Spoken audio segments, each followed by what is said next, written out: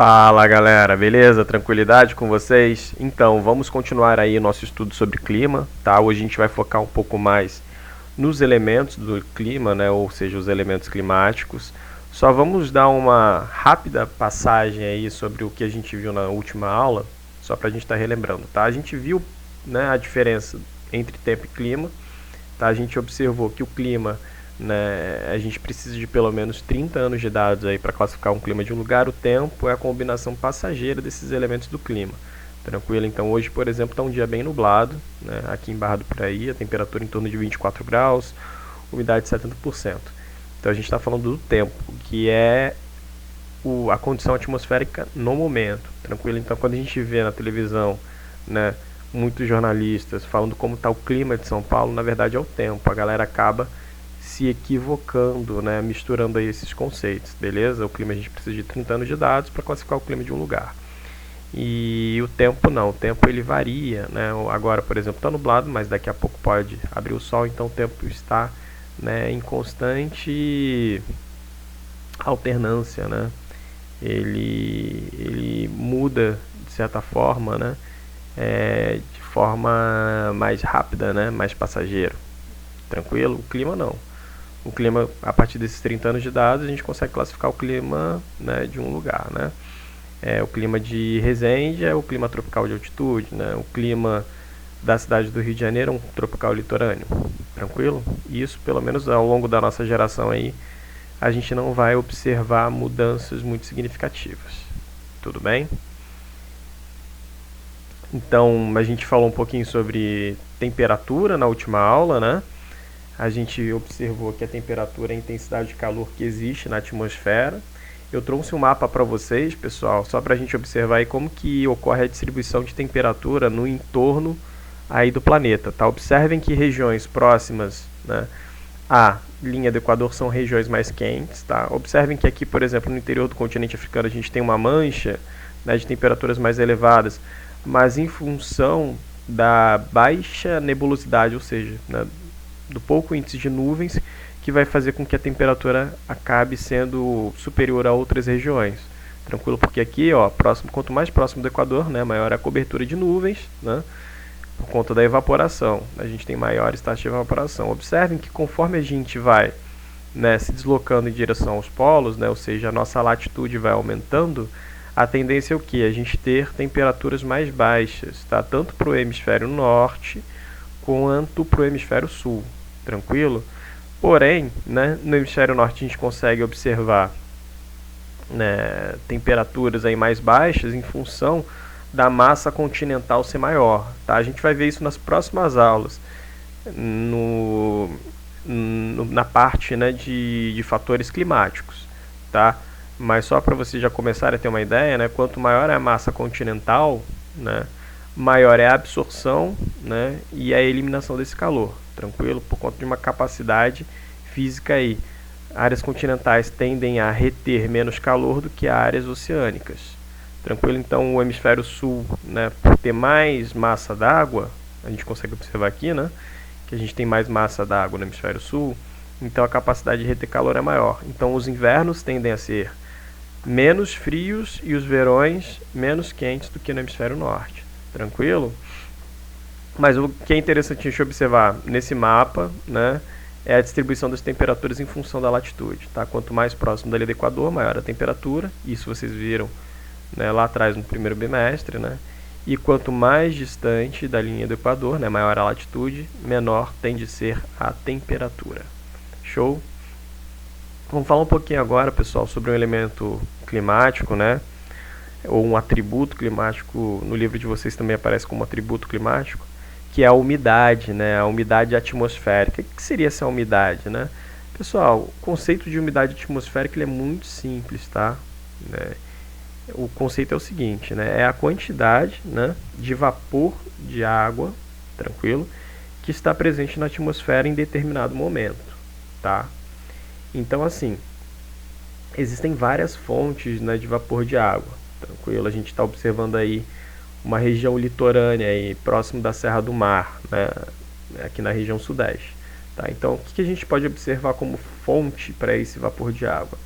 essa massa d'água, que provavelmente aí pode ser uma enseada, uma baía, né? A gente também tem a evapotranspiração, assim como a gente transpira, né? O ser humano ele transpira, os animais transpiram, a mata, né, a vegetação, ela também transpira, só que se chama evapotranspiração, né? Na Amazônia é muito comum a gente associar a formação de nuvens, né, com esse processo de evapotranspiração, tá? Então, a umidade é isso, né? Essa quantidade de vapor de água que existe na atmosfera. Normalmente, essa umidade, né, ela aparece em valores relativos, que é relativo à temperatura, tranquilo? Então, olha só, quando a gente fala, por exemplo, que a 30 graus a umidade relativa do ar está em 50%, quer dizer o quê? Que naquela parcela de ar a 30 graus, tá? A gente tem metade dessa parcela de ar, ou seja, 50% ocupada por vapor de água. Tranquilo? E aí parte para uma lei da física, né? Olha a geografia aí, dialogando com a física, né? Quanto maior é a temperatura, né, a tendência é o quê? A expansão, né? A lei da física, da termodinâmica mostra pra gente que tende a se expandir qualquer material, né? Então, conforme a temperatura vai aumentando, esse ar ele tende a ficar mais gordinho, né? Se expandir. Então, maior é a capacidade dessa parcela de ar reter, né, vapor de água. Tranquilo? E, obviamente, quanto mais frio, menor a temperatura, essa massa de ar ela tende, né, essa bolha de ar tende a ficar mais comprimida, né, tende a se retrair e menor a capacidade de reter vapor de água. Então, percebam, né, geralmente nas primeiras horas da manhã, né, a umidade relativa do ar ela tende a ser maior, chegar próximo de 100%, tanto é que a gente tem formação de nevoeiro, porque a temperatura baixa, a umidade meio que está constante, mas porém a umidade relativa ela tende a aumentar, porque a temperatura está diminuindo, né?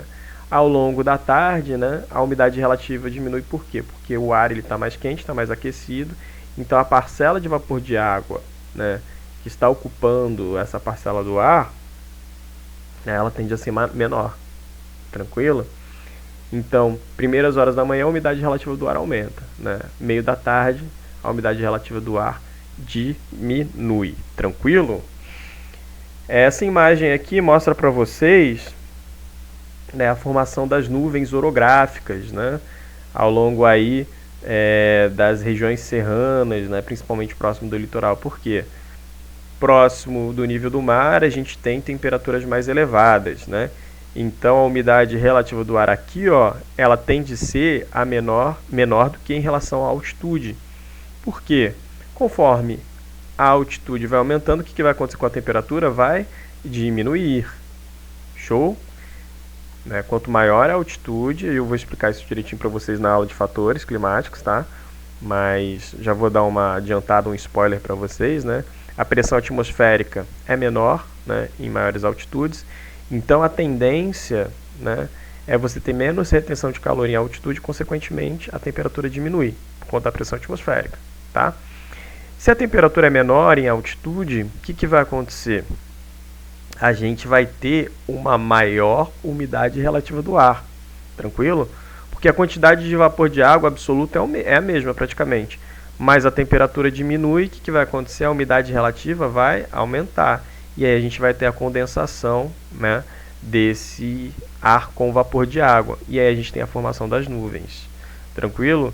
É aquele mesmo esquema que eu falei para vocês, né? De manhã cedo a gente tem nevoeiro, formação de nevoeiro, porque a umidade relativa do ar é maior, porque a temperatura está mais baixa, beleza? Então fica muito claro, muito nítido para vocês, né, que aqui embaixo a umidade relativa é menor, né? Em altitudes mais elevadas a gente tem, né, a formação de nuvens, justamente por conta da temperatura ser menor. Show? Tranquilo? Mas a umidade absoluta é praticamente a mesma. O que está variando aqui é a umidade relativa. Show? Então é isso, pessoal. Só para a gente ter uma introdução aí sobre o conceito do que é essa umidade, né? Beleza?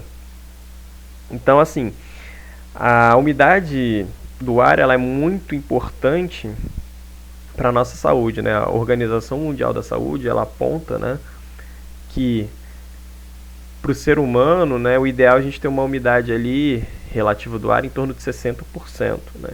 Em dias, Resende, por exemplo, tem acompanhado, né, na estação oficial aí do Instituto Nacional de Meteorologia, eu tenho acompanhado que a umidade relativa do ar, ao longo dessa última semana aí, chegou próximo de 20%, ficou em torno de 21% à tarde, né? 21%, 23%, então é muito baixa relativa à temperatura em torno dos 30 graus. Então a gente começa a ter, né, problemas respiratórios aí, a garganta começa a ressecar, narina começa a ressecar, enfim, a nossa saúde ela fica mais fragilizada, porque existem muitos materiais particulados aí em suspensão, né, que quando, né, o vapor de água ele está relativamente baixo, né, a gente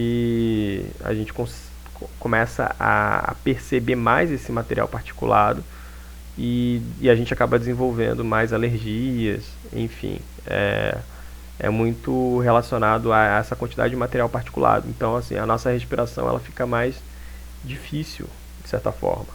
Beleza? Vamos lá. Vamos falar um pouquinho, pessoal, sobre os tipos de nuvem, tá? Que é bem interessante, assim, os tipos de nuvem, como que vão ocorrer as chuvas, né, que ocorrem em regiões diferentes. Beleza? Então aqui eu trago para vocês, basicamente, 3 tipos de chuva, tá? A chuva convectiva, a chuva frontal e a chuva orográfica. O que seria a chuva convectiva, pessoal? Imagina aquele dia bem quente de verão, tá? Um dia quente de verão, né, a gente tem uma radiação mais intensa, né? O processo de evapotranspiração, né, ele é maior, né, por conta dessa radiação chegando de forma mais intensa. Então, se tiver água disponível em superfície, pode ser um rio, uma baía, né, o próprio oceano, uma floresta, né? O que vai acontecer? A gente vai ter esse processo de evapotranspiração mais intenso, né, por conta do calor. E a gente vai ter a formação dessa nuvem, né, mais pesada, aquelas nuvens chamadas de cúmulos nimbus, né, nuvens de tempestades. Elas ocorrem principalmente no verão. Observem que esse tipo de nuvem a gente observa aqui na nossa região mais no verão. No inverno praticamente a gente não enxerga esse tipo de nuvem convectiva, tá? Na região amazônica, por exemplo, já é mais comum, né? Independente da época do ano, em algumas áreas da região amazônica, a gente tem a formação desse tipo de nuvem, porque tem o combustível perfeito, que é calor, né, e disponibilidade de água. Então a gente tem aquele pancadão de chuva, né, aquela tempestade muito forte, que ela ocorre de forma muito intensa e rápida, né? E depois essa chuva ela acaba se dissipando ou se deslocando para outras áreas, tá? Essa é a nuvem convectiva, ocorre principalmente em elevadas temperaturas, situação de verão aqui para o sudeste, né, para o sul do país também, e na região amazônica, a região norte do Brasil, é mais comum, independente da época do ano, tá? Chuva frontal, pessoal, como o próprio nome diz, né, remete à frente, né, frentes frias ou frentes quentes. Aqui pra gente é mais comum a frente fria, né?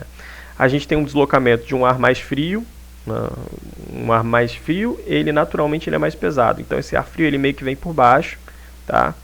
E força o ar quente que estava estabelecido na região a subir, né? Como esse ar quente ele também está carregado de umidade, né, de vapor de água, esse ar quente, ele acendendo, ele vai, de certa forma, condensar esse vapor que estava presente nele e formar nuvens e, consequentemente, chuva, tá? Essa chuva aqui ela é diferente da chuva convectiva. A chuva frontal ela tende a ser mais contínua, né, e menos pesada. Mas, dependendo do contraste de temperatura, a gente pode vir acompanhado dessas cúmulos nimbus também, tá? Dependendo, se você tem uma situação, né, de muito calor acumulado, né, e um ar frio que vai contrastar, né, de maneira muito intensa com esse ar quente que estava presente, a gente pode ter sim, né, a formação dessas nuvens convectivas, tá? Mas normalmente é uma chuva mais contínua, né, e leve, podemos dizer assim.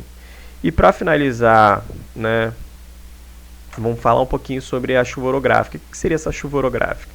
A chuva orográfica nada mais é, né, do que o relevo influenciando aí na formação da nuvem e, consequentemente, né, na chuva, na precipitação. Importante, bizu, pessoal, a palavra chuva também pode vir como precipitação, tá? Fiquem atentos a isso. Então, né, a gente tem, por exemplo, uma região oceânica aqui, muito comum aqui no nosso litoral, né? a gente tem um oceano, um mar, né? Um grande reservatório aí de água. Obviamente que ao longo do dia, né, essa água ela vai evaporar e encontra uma barreira natural, que é a barreira do relevo, né, a orografia, tá? Então, essa orografia ela vai meio que funcionar como se fosse um paredão, um muro para essa umidade. A umidade que vem aqui do mar, né, ela é forçada a subir. Conforme ela vai subindo, vocês viram anteriormente no slide, a temperatura diminui e forma o que? A nuvem, em função, né, dessa saturação desse ar que está carregado de umidade. Aqui embaixo a umidade relativa é menor, conforme, né, esse ar ele é forçado a subir, a umidade relativa vai aumentar. E aí a nuvem ela tende a ficar pesada, né, saturada, e precipitar. Observem que para o lado voltado para o mar, né, a gente tem maiores quantidades de chuva. Conforme essa nuvem ela vai atravessando esse relevo, nessa orografia, a tendência é o quê? É o ar ficar cada vez mais seco. Acontece muito na nossa região aqui, pessoal, no Vale do Paraíba. Para o lado de Angra, Paraty, a gente tem índices de chuva maiores. O pessoal lá para o lado de São Paulo brinca, né, que é Uba-chuva, Caraguatalama, né, em função da grande quantidade de chuva, de precipitação. E para o lado nosso aqui do Vale do Paraíba tende a ter, né, um clima, aí sim um clima, né, não é o tempo, mas o clima ele tende a ser mais seco, né, principalmente nesse período agora de estiagem, em função dessa barreira orográfica. Tranquilo? Bom, pessoal, o nosso tema de hoje que foi umidade, né, foi concluído com êxito. Só para a gente finalizar, eu vou mostrar para vocês um mapa de precipitação mundial. Observem que em áreas, né, próximos da linha do Equador a gente tende a ter maiores índices de chuva, ó, superiores aí a 2.000 milímetros, né, de precipitação. Vamos usar a linguagem técnica agora, né? Então a gente tem índices maiores de precipitação e em função da maior quantidade de evaporação por conta do calor, né? E em áreas, né, mais afastadas aí da linha do Equador, principalmente nas zonas tropicais, né, nas linhas tropicais, a gente tem índices de precipitação menores, tá? Os grandes desertos do mundo estão situados em latitudes em torno aí de 30 graus. Eu vou explicar isso na aula de tipos de clima, tranquilo? Mas normalmente a gente tem grandes desertos aí em torno de latitudes entre 23 e 30 graus, tá? Em função da pressão atmosférica, já vou dando um spoiler aí para vocês. Mas o que eu queria mostrar para vocês aqui em áreas quentes, né, de maior quantidade de calor, a gente tem maiores índices de precipitação em função daquelas nuvens convectivas que eu falei para vocês, né, daquele ciclo diário de chuva, né, das elevadas taxas de evaporação. Tranquilo, galera? Conseguimos concluir com êxito essa parte dos elementos climáticos relacionados à umidade, tá? Não é humildade não, é umidade. Tranquilo que nada mais é do que a quantidade de vapor de água presente na nossa atmosfera. Show de bola, pessoal? Forte abraço para vocês e até a próxima aula. Valeu!